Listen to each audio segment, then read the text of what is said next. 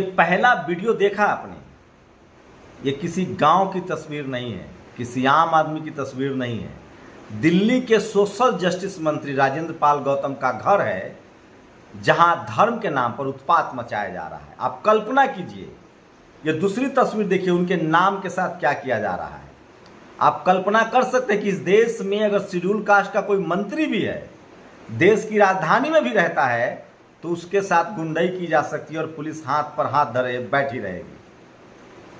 नमस्कार, मैं शंभू कुमार सिंह और आप देख रहे हैं नेशनल दस्तक।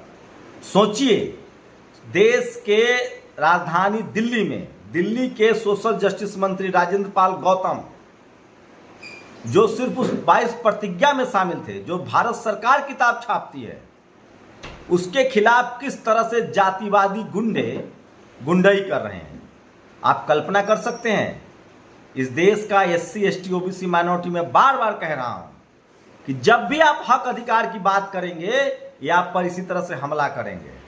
कहां से मिलती है ये हिम्मत? ये जाति की हिम्मत है।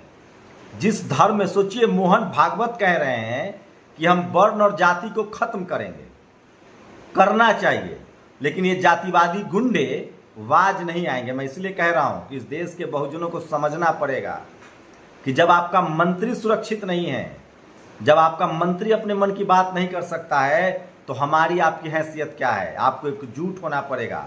और मैं एक बात लिख के दे रहा हूं, गांठ बांध लीजिए। अगर राजेंद्र पाल गौतम भैंस चला रहे होते, रिक्शा चला रहे होते, मजदूर होते, तो इन जातिवादी गुंडों पर कोई असर नहीं होता। चूंकि वो मंत्री हैं और अपने हक अधिकार की बात कर रहे हैं, इसलिए उन पर हमला किया जा रहा है। इसलिए मैं कह रहा हूं कि Bahujan Samaj, SC ST OBC minority के मजदूरों से उनको दिक्कत नहीं है, गरीबों से दिक्कत नहीं है, लाचार और बेबस से दिक्कत नहीं है। उनको मुफ्त में मजदूर चाहिए, उनको मुफ्त में ड्राइवर चाहिए, मुफ्त में सब्जी वाला चाहिए, मुफ्त में दूध वाला चाहिए, मुफ्त में गेहूं चावल अन्न उपजाने वाला चाहिए, मुफ्त में ऑर्गेनिक सब्जी उपजाने वाला चाहिए। बस अगर आप किसान हिंदू हैं, जाट हैं, पटेल हैं, मराठा हैं, गुर्जर हैं, यादव हैं, कलेक्टर नहीं बनिए, मंत्री मत बनिए, राष्ट्रपति मत बनिए। जो आपको चपरासी नहीं बनने देना चाहता है, वो आपको चीफ मिनिस्टर और चीफ जस्टिस बनने देगा। इस जातिवादी गुंडों का इलाज करना होगा, और इसका इलाज पता है क्या है? Democratic system. इस देश के SC ST OBC माइनॉरिटी को संविधान के हिसाब से विरोध करना पड़ेगा और वोट के हिसाब से सत्ता में जाना पड़ेगा। आज मान्यवर कांसी राम साहब का परिनिर्वाण दिवस है। आज रामविलास पासवान को भी लोग याद कर रहे हैं, जो प्रधानमंत्री बन सकते थे। इस देश में बड़ी कॉन्स्पिरेसी हुई है। आज पैगंबर साहब को भी लोग याद कर रहे हैं। तो तमाम विभूतियों को लोग याद कर रहे हैं। लेकिन सोचिए, आज़ाद भारत के 75 साल सरकार कह रही है कि हम अमृत महोत्सव मना रहे हैं, और एक दलित समाज का मंत्री अपने मन की बात नहीं बोल सकता है। भारत के संविधान में प्रावधान है कि जब भी हिंदू शेड्यूल कास्ट या हिंदू पिछड़ा या हिंदू ट्राइबल, जब चाहे बुद्धिस्ट बन सकता है, जब चाहे सिखिज्म में जा सकता है, और उसका सारा संवैधानिक अधिकार सुरक्षित रहेगा। भारत के फंडामेंटल राइट्स में है संविधान के, लेकिन इनको संविधान मानना कहां है? और सोचिए कि आपके मंत्री पर इस तरह से हमला हो रहा है, हमारी आपकी क्या हैसियत है? लेकिन इसके खिलाफ बैलेट से लड़ना पड़ेगा। बुलेट नहीं है सॉल्यूशन इसका, बैलेट। इसका सॉल्यूशन एकता, संविधान है। आप कल्पना कीजिए, जब देश आजाद नहीं था तब ये क्या करते थे? गुलाम तो ये भी थे अंग्रेजों के, गुलाम तो ये भी थे मुगलों के। इनके पास संपत्ति कैसे आ गई? इनके पास सारी नौकरियां कैसे आ गई? इनके पास सारी पढ़ाई कैसे आ गई? इनका judiciary, media, college, university, business पर कब्जा कैसे हो गया? ये सबसे बड़ा सवाल है जो देश को पूछना चाहिए। और मैं इसीलिए कह रहा हूं कि बहुजन समाज के लोगों, जाग जाओ। अब जातिवाद जो है वो पावर सेंटर्स पर है। अगर आप राजनीति में हैं, मीडिया में हैं, ब्यूरोक्रेसी में हैं, बिजनेस में हैं, कॉलेज यूनिवर्सिटी में जो मलाईदार पद है, पावरफुल पद है, वहां है, तो आपसे नफरत करते हैं, आपको ये मजबूर करते हैं, आपको ये बेबस करते हैं। और ये लड़ाई सत्ता की है। इसलिए मान्यवर कांसी राम साहब, जो भारत में राजनीति के रसायन शास्त्री थे, उन्होंने नारा दिया था कि आरक्षण से लेंगे SPDM, वोट से लेंगे CM PM। आप सोचिए, बाबा साहब की 22 प्रतिज्ञा जो भारत सरकार किताब छापती है, उसको दोहराने भर से आपके सोशल जस्टिस मंत्री के घर पर जाके उत्पात किया जा रहा है। कहाँ गया कानून, कहाँ गई पुलिस? पुलिस और कानून उसका होता है जिसकी सरकार होती है। हम सब लोगों को मजबूर और ये लोग मजदूर बनाना चाहते हैं। आप सोचिए, ये हमला राजेंद्र पाल गौतम पर नहीं है, ये उत्पात उनके घर पर नहीं है, ये सारे बहुजन समाज के नेता, अभिनेता, आम आदमी, गरीब गुरबा पर है। एक तो ऐसे ही आप लोग शिकायत नहीं करते हैं कि बहुजन समाज का नेता चुप रहता है, बोलता नहीं है, डर जाता है। अगर आपने बोलने वालों का साथ नहीं दिया, आज राजेंद्र पाल गौतम का हम लोगों ने साथ नहीं दिया, तो कल ये आपके घर में आके मारेंगे। सोचिए, मैं रोज 1000 फोन कॉल्स उठाता हूँ। 99% शेड्यूल कास्ट और दलित पर और ट्राइबल पर अत्याचार की खबरें होती है, 1% पिछड़ों पर अत्याचार की खबरें होती है। सोचिए, सोशल जस्टिस मंत्री के घर पर इस तरह से गुंडाई हो रही है और लोग चुप हैं। कहाँ है दिल्ली पुलिस, कहाँ है देश के गृह मंत्री? ये सवाल पूछा जाना चाहिए और ये इस देश के बहुजन अस्मिता पर सवाल है। आप बताइए, आप संविधान में दिए हुए अधिकार का उपयोग नहीं कर सकते हैं। भारत के संविधान में है कि कोई भी नागरिक जब चाहे किसी भी धर्म को मान सकता है। आप बताइए, एक सोशल जस्टिस मंत्री के घर पर जाकर उत्पात मचाया जा रहा है। 22 प्रतिज्ञाओं लेने पर उनको धमकियां दी जा रही है, जो किताबें सरकार छापती है।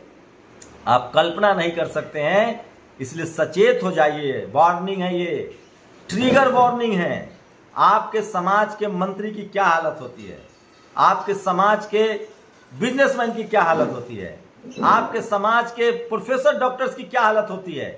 एक पोस्ट लिखने पर नौकरी से निकाल दो, अगर वो हेड ऑफ डिपार्टमेंट बनना है तो आरोप लगा दो, वो फांसी पर झूल जाता है। जम्मू कश्मीर में, दिल्ली में डॉक्टर रितु, जिनको नौकरी से निकाल दिया गया। कब तक चुप रहेंगे आप लोग, कब तक मरते रहेंगे आपके लोग? सम्मान के साथ एक साथ उठिए, खड़ा होइए, एक दूसरे का हाथ पकड़िए और डेमोक्रेटिक तरीके से, संवैधानिक तरीके से इस तरह के गलत कामों का विरोध कीजिए। और इस देश में कोई आपको टीवी अखबार नहीं है जो सवाल पूछने आएगा। कोई पानी के लिए मार दे रहा है, कहीं आप नौकरी कर रहे हैं, आपका प्रमोशन हो रहा है तो मरने के लिए मजबूर कर रहा है। कोई आपकी बच्ची का डेल्टा मेघवाल का रेप करके मार दे रहा है। कोई पायल तडवी डॉक्टर आपकी मार दी जा रही है। कोई पीएचडी का स्कॉलर रोहित वेमुला को मरने के लिए मजबूर किया जा रहा है, क्योंकि हम सब मानसिक रूप से गुलाम हैं और डर बैठा हुआ है।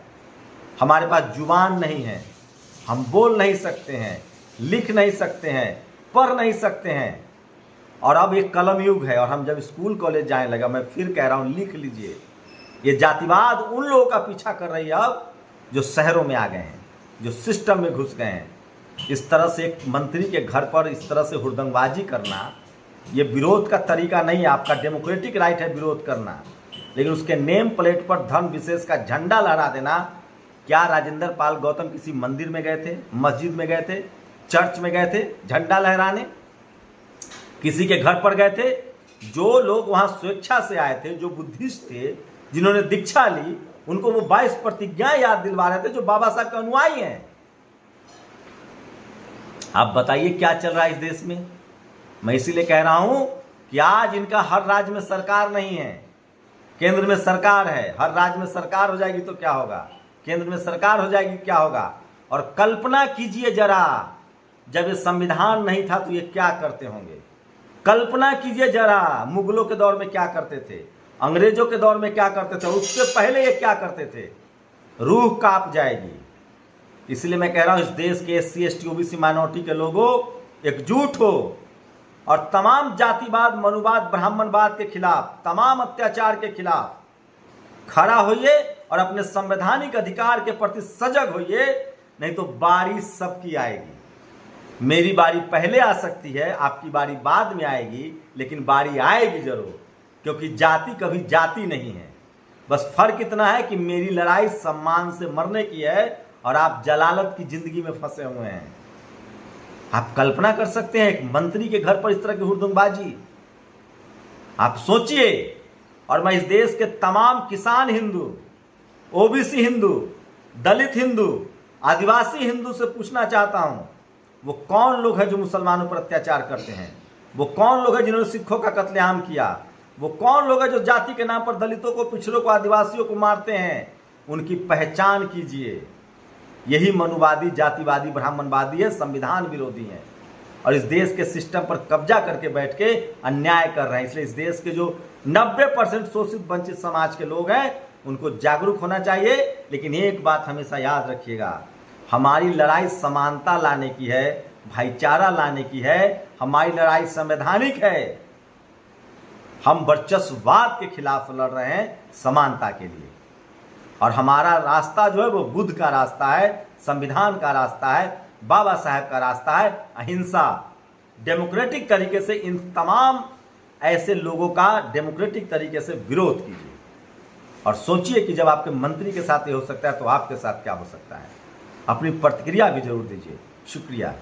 नेशनल दस्तक की आपसे गुजारिश है कि अगर इसको बचाना चाहते हैं तो नेशनल दस्तक को सब्सक्राइब करने के लिए रेड कलर के सब्सक्राइब बटन को दबाएं, फिर बेल आइकन की घंटी दबाएं। नेशनल दस्तक को बचाने के लिए बहुत जरूरी है कि हर खबर को शेयर करें, लाइक करें, कमेंट जरूर करें।